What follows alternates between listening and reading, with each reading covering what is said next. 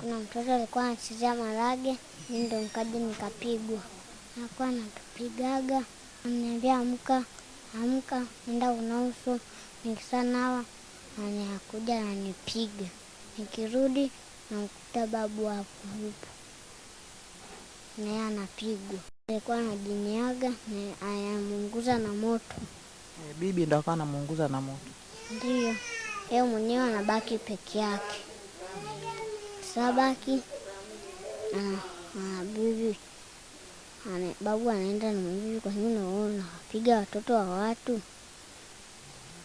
Alafu naye anapigwa tena.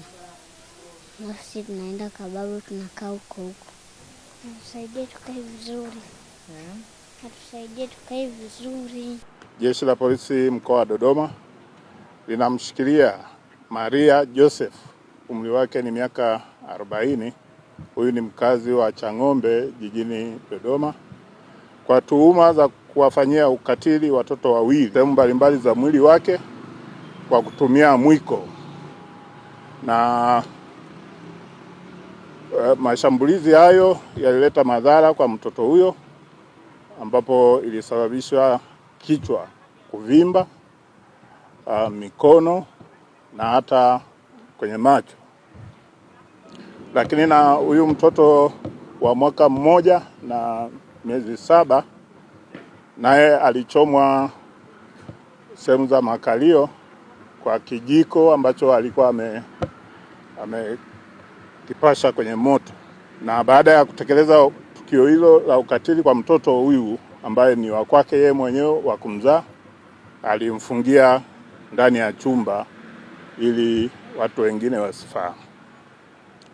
Aidha, majirani walifanikisha kugundua tukio hilo, ambapo jeshi la polisi na ustawi wa jamii kwa pamoja waliwachukua watoto na kuwapeleka katika hospitali ya rufaa mkoa wa Dodoma kwa ajili ya matibabu na uchunguzi wa kitibabu pia.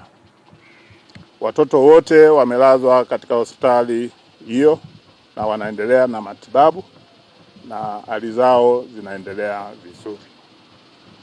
Mtuhumiwa ambaye tangu tarehe hiyo 18 mwezi wa 7 mwaka huu 2026 ameendelea kushikiliwa, wakati taratibu zingine zikiendelea kwa ajili ya kufikishwa mahakamani.